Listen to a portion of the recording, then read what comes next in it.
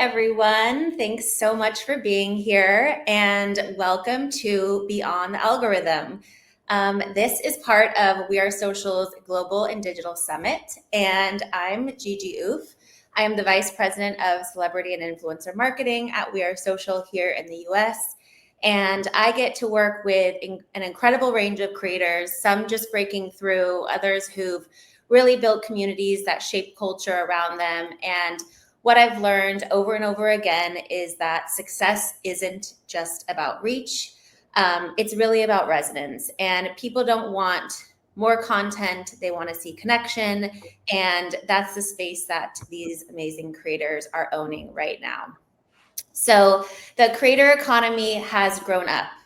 But it's still evolving as we see. And the rules, I believe that they're still being written. And in a space that moves this fast, it's very exciting to hear directly from people shaping it in real time. So today, I'm super excited to be joined by Sean Rizwan and Emily Uribe, two creators who bring not just influence, but real perspective. I've had an amazing time chatting with both of them already, preparing for this, and super excited for you all today to get to hear from them directly. So today we're going to get into what's working, what's shifting, how brands and creators can really build partnerships that feel more intentional and absolutely deliver on the impact that they're aiming to reach. But before we dive in, I just wanted to share a few quick insights from our Global Digital Report, which is our annual deep dive into how people are spending their time online, created in partnership with Meltwater. Meltwater is one of the most trusted sources in our industry, and so is this digital report, and this year's numbers really speak volumes.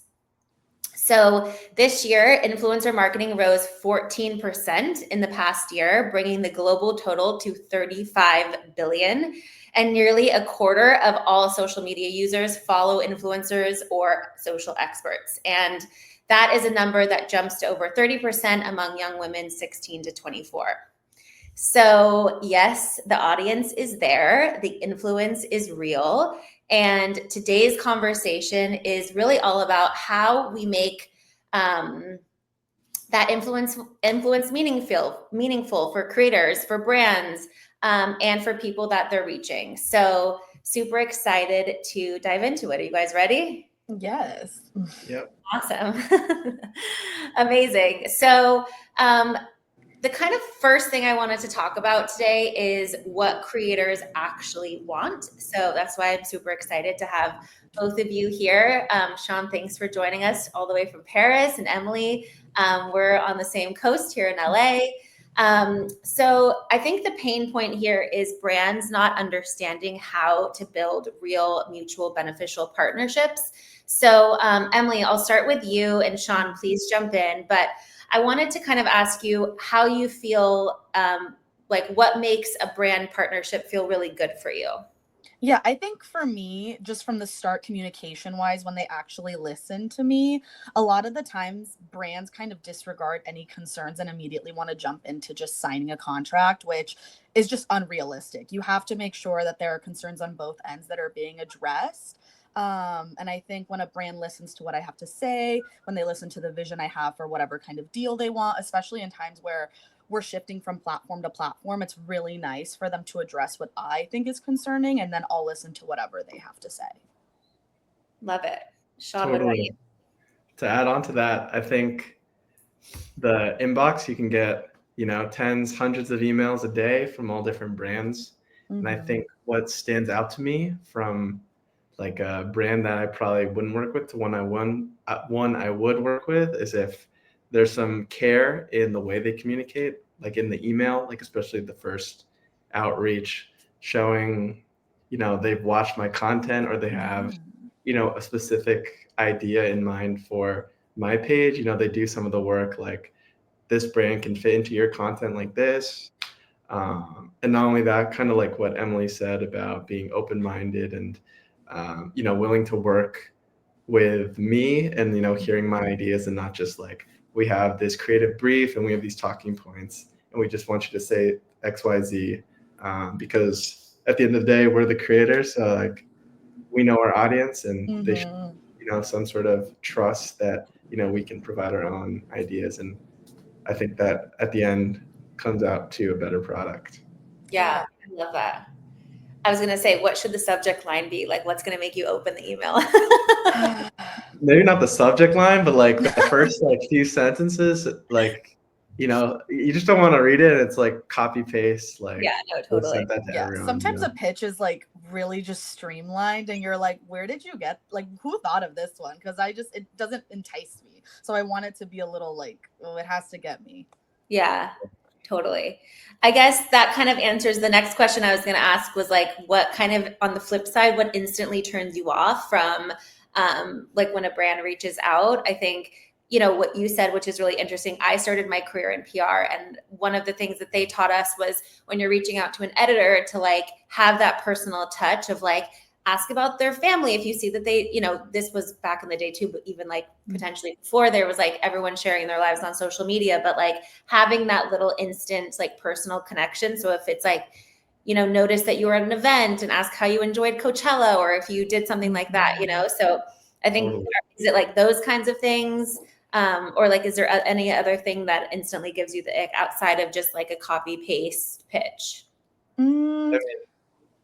I even have things where like they don't even read like who they're sending it to. They'll be like another influencer, and that'll just be like instantly. I've gotten that where they've written the wrong name, and I'll just sit there and I'm like, oh, how do I tell them? And it's never like it's a bad thing, but it's not a bad thing because you just want to let them know like, oh, either you sent this to the wrong person or you have 10 other creators on this email chain and you just didn't know, and that's okay.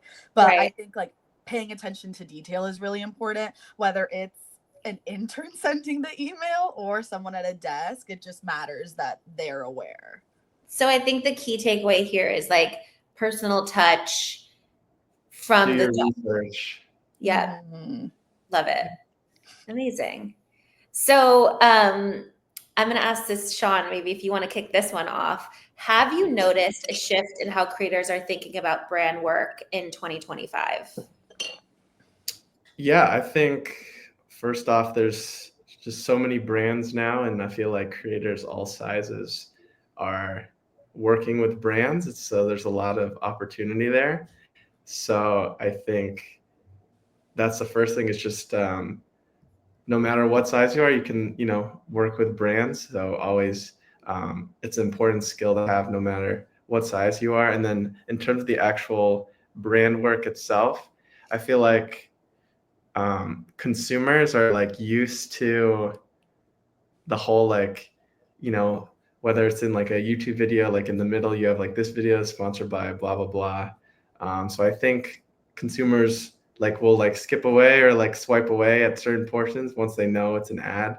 So I think this year now, creators have to be more strategic with how they integrate brands.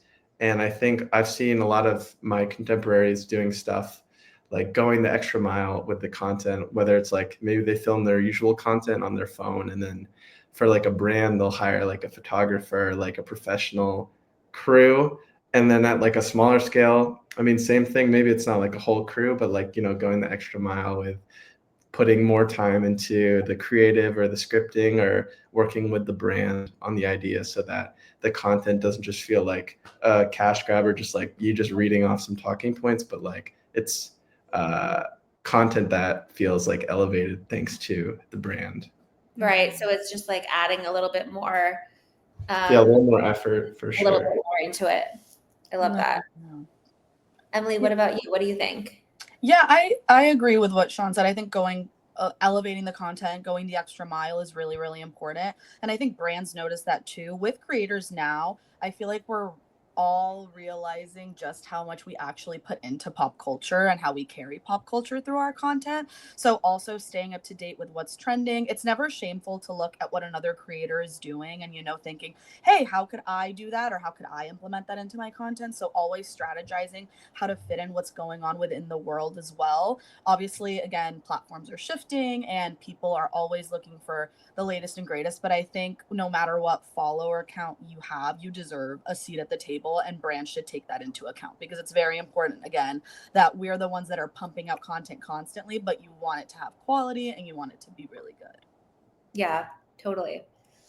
Super into that. Thanks, both of you, for that perspective. The next kind of topic that I want to jump into is creator versus influencer. I think it's something that is widely talked about across the board. And I guess the pain point here is, potentially brands don't always know the difference. And that's where we can come in and support and how to help them understand how to treat creator versus influencer, or would love to get your perspective on how you feel one and the same. So I guess the first question, Sean, I'll put this to you first, is kind of like around the semantics of it all. So we always say creators build culture and influencers are the ones that amplify it. Do these labels matter to you? Where do you see yourself on that spectrum? Or do you kind of like move between both? Yeah, totally. I feel like it's always been a huge debate since the beginning of social media. For me personally, I feel like it doesn't really matter whether you say creator or influencer, as long as you respect what I do, value what I do, and want to work with me. It doesn't really matter which one you say. I know some other people might feel more strongly like, oh, I'm a creator or I'm an influencer, and I feel like the distinction would be, I feel like creators can create and also have influence, and influencers aren't creating as much, but you could also argue that they are creating. But yeah, I feel like it's really a case by case kind of thing where some people feel more strongly. I feel like if you wanted to play it safe, like I think creator is a more agreeable term, or more less of a negative connotation with it. So maybe we should all just adopt creator and not use influencer as much. It almost sounds like manipulative, Yeah. but I'm sure there are some people that are just like, I don't really care, like me. All right, you heard it here first. Sean is canceling. Just kidding. Yeah. Sean's like, the chick's gonna queer at the end of the day, so it does not matter. I think I prefer strongly. I used to hate the word TikToker. Like, if I saw that, I'd be like, don't do that to me. Like, please, like, I swear I don't want to be called that. But now it's like, it's whatever.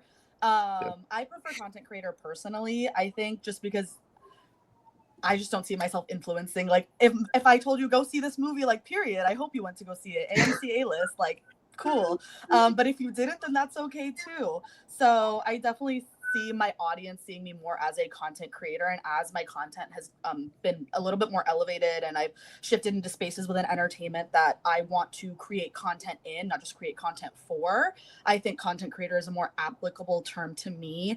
Recently I was at a grocery store and someone approached me about, oh, like, you've been documenting your life, like your jobs, and you're getting jobs on production sets and you're actually doing things. And it made me think, damn, sometimes when I'm creating content for a brand and not creating content to show like what my life is, it's very interesting.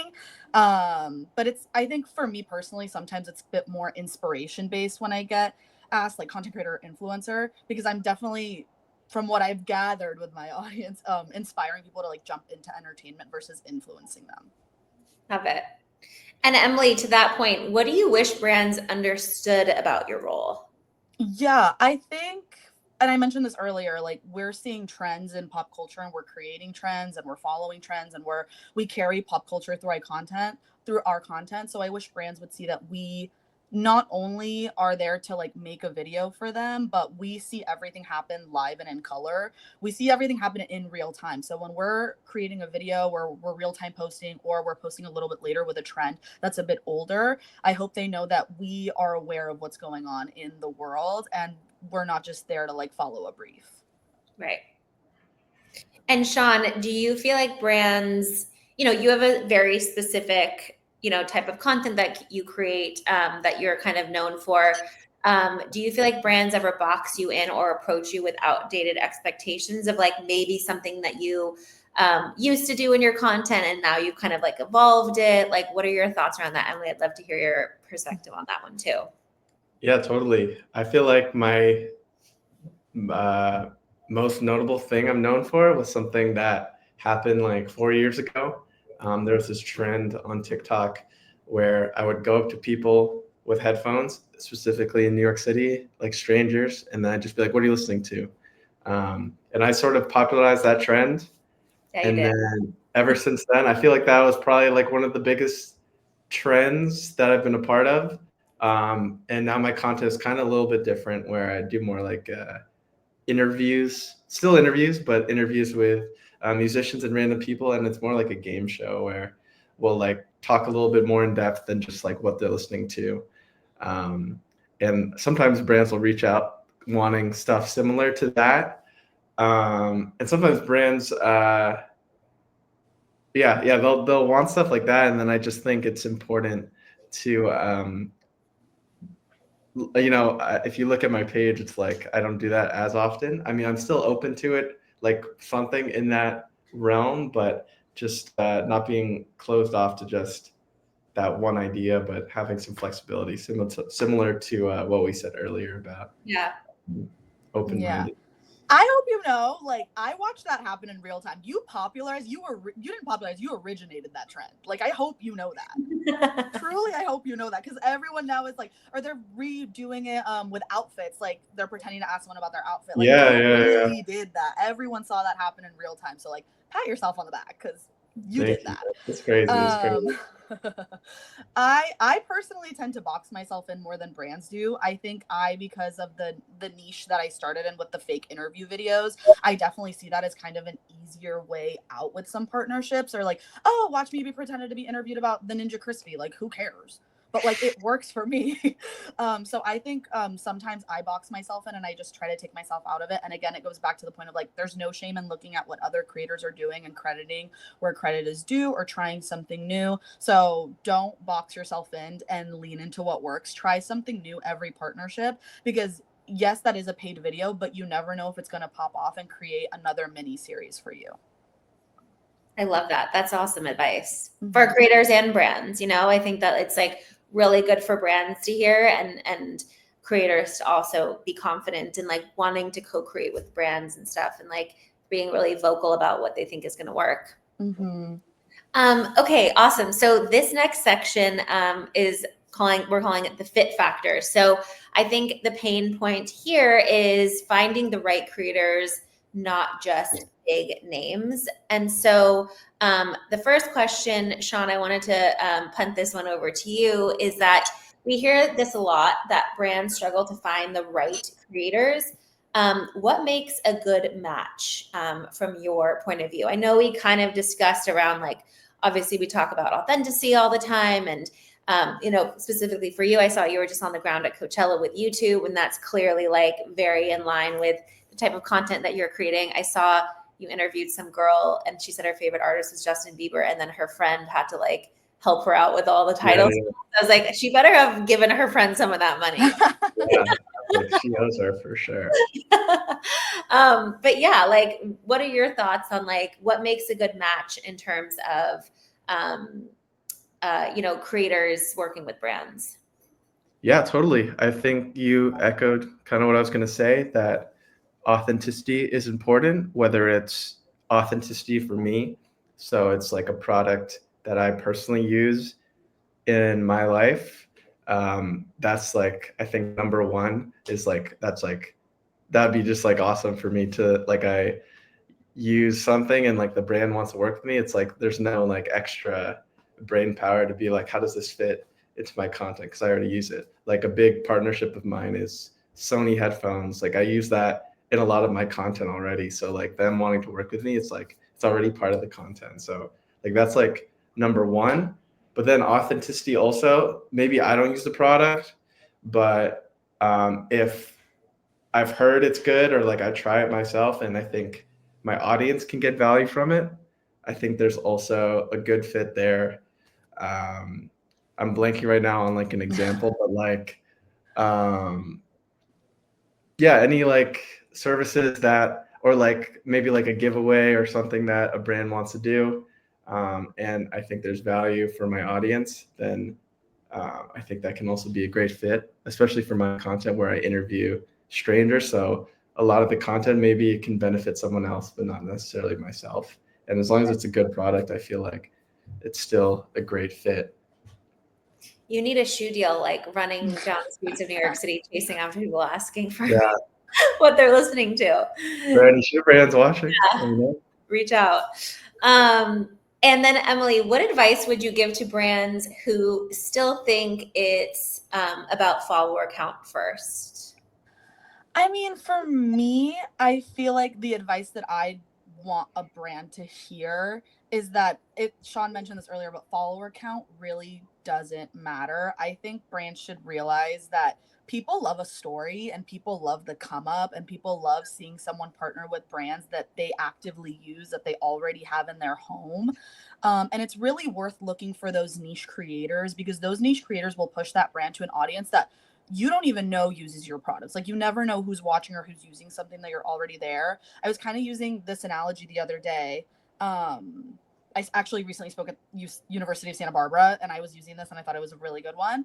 I pay attention to movie studios. I'm always looking at box office. I am quite obsessive with numbers. And I think with box office numbers, like, if a movie does bad, is the movie studio going to stop making movies? No, they're going to keep going and figure something else out. So I think always reworking what you're already doing and making sure that you are putting out what you think is best at the time. Brands should look at that and think, okay, well, they're not stopping because the video got 10 views. They're going to keep going. They're going to keep pushing. When things are out of your control that way, I hope brands know that every creator is worth looking at and hiring.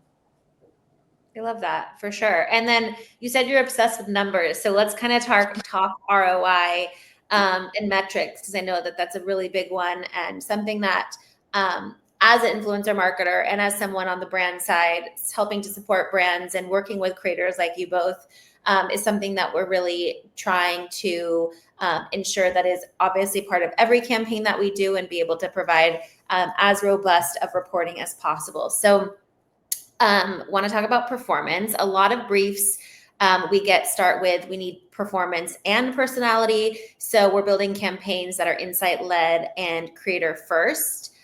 What's helped you personally, Emily, bridge the gap between creativity and results?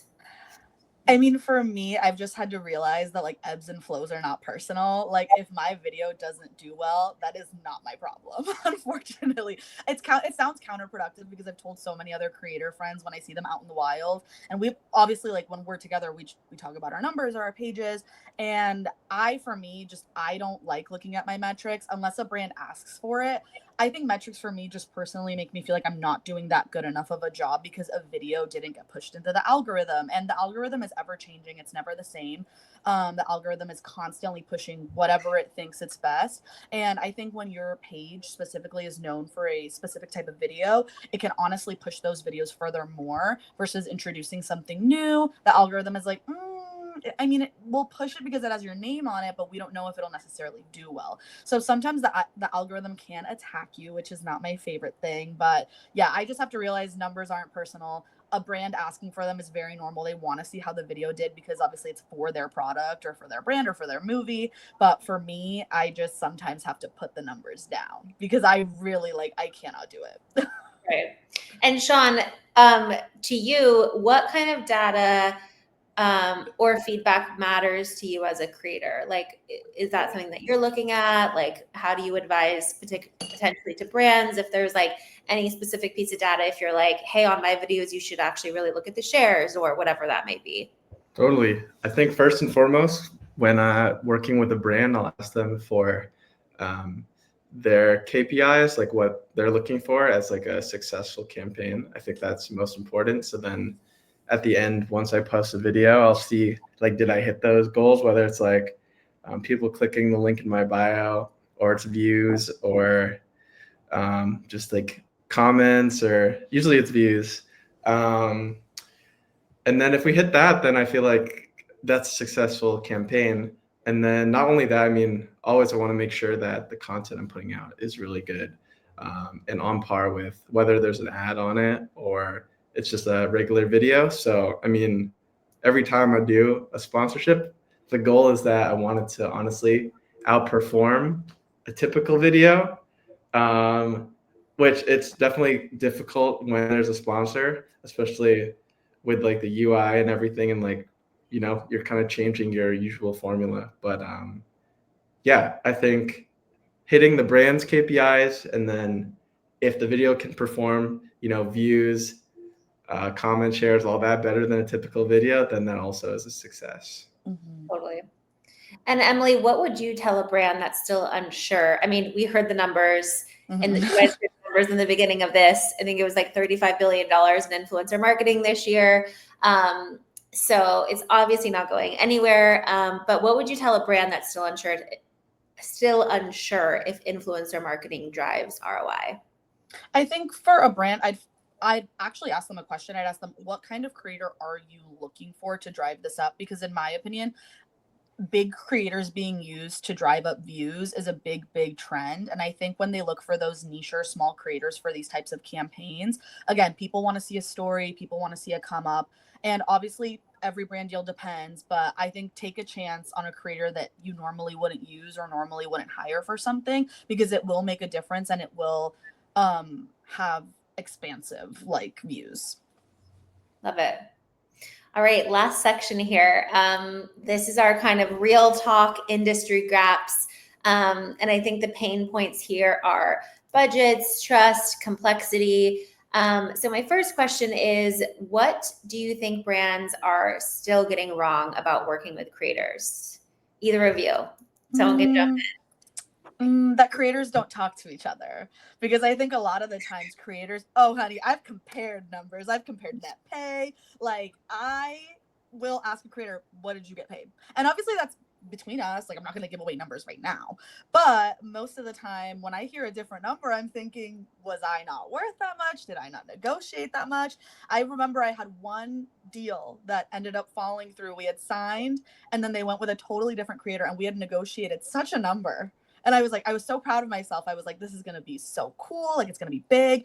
And they ended up giving that number to the other creator. And it's always so interesting to see why a brand passes. So I think also when a brand asks to work with you, ask them why they want to work with you, because it's really important to know why this partnership is going to work and why it isn't. And when I talk to another creator and they tell me a different number or a different story, I will ask the brand why.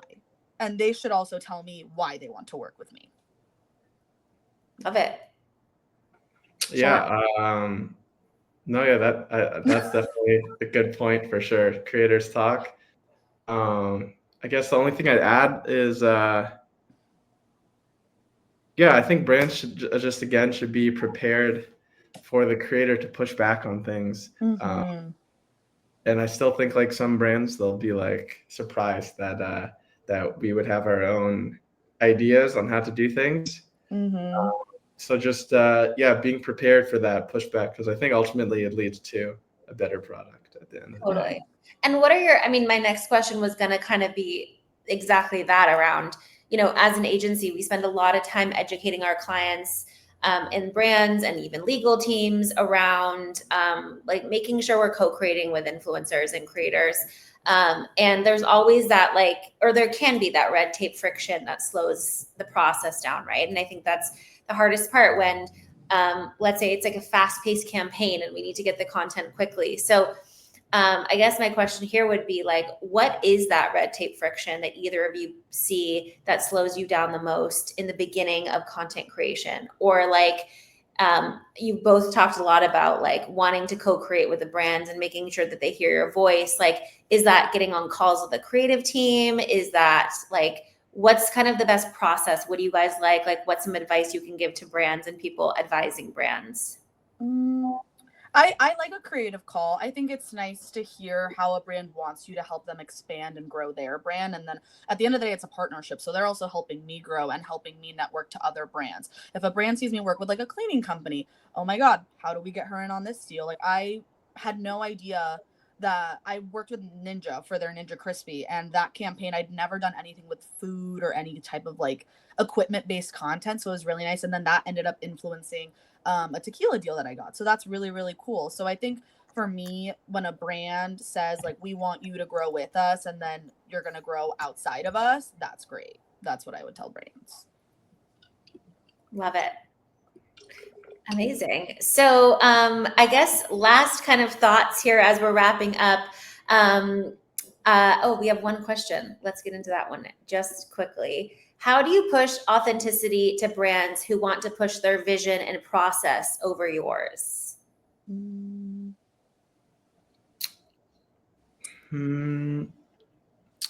I feel like there's like a threshold. So I'm willing to give in a little bit if they're willing to give in a little bit. I mean, it's definitely case by case, but if there's too much of like, their own call to action or jargon for the brand, like I think at that point, then I'll have to not move forward with the brand. So I think there's a balance there where they Totally. have to I hear guess us out. oh, sorry, didn't mean to cut you off. I was going to say at that point too, it's maybe compromises potentially the way the video would perform. Yeah, totally. I'll be like, if you do this, like the video won't perform as well, and then and then it's just like a lose-lose for everyone. Like the brand will go away thinking like, oh, I'm not like I don't make good content, but I'm like telling them before like this wasn't my original creative idea. So yeah. Yeah, I feel like for me, the one test that I always like give if they're pushing their jargon a little too much is I'm like, oh, I'll make a script for you. And then when they redline everything they don't want and then put what they want, I'm like, you just wanted me to say what was on the brief. And that's totally okay. Like I will compromise, but this was not what I wanted. And if they're really like not pushing, they're not moving over for me to add more of like my own flair, or that's where I'm like the authenticity goes away. And Right. I don't think the video can always turn out as good as they would want it to. And then when they come back after metrics aside and all that, they're like, oh, the video, like it didn't do that well. And I'm like, I feel like my audience just realized it was an ad. And as soon as that happens, like they don't care. Yeah. So that's like the real co-creation part. I think that's the key here, right? Yeah. Is like making sure both sides are being heard and the brand's able to obviously get their message in, but you're able to kind of like be the creator and advise on what your followers are going to resonate with the best. Yeah. Like as creators, we're kind of creative consultants in a way, because we're letting them know what we think would look best for their brand. And then they're letting us know how they want their brand to look. So having that transparency is really important. Awesome. I love that. Well, Sean, Emily, thank you so much for joining me today. I really enjoyed this conversation. Could keep chatting about this. And yeah, I guess one last quick fire question. What's one thing brands should do today to future proof their creator strategy? Make sure every email isn't the same. Like it? It has your right name in it? Yeah, just proofread it before you click send, or I always do, I send it and then do the undo feature on email and then I'll fix it. You know what? Yeah, I'm going to say that too. Make sure the email has the right name on it. Amazing. Thank you both so much. Everyone, thank you so much for joining us today. Please follow both Sean and Emily and their amazing content, and tune in to the rest of We Are Social's Global and Digital Summit this week. If you are a brand wondering how to do this right, please reach out. Love to help build stronger and smarter and more impactful partnerships together. So hope everyone has a great rest of your week, and we'll talk to you soon. Bye. Bye.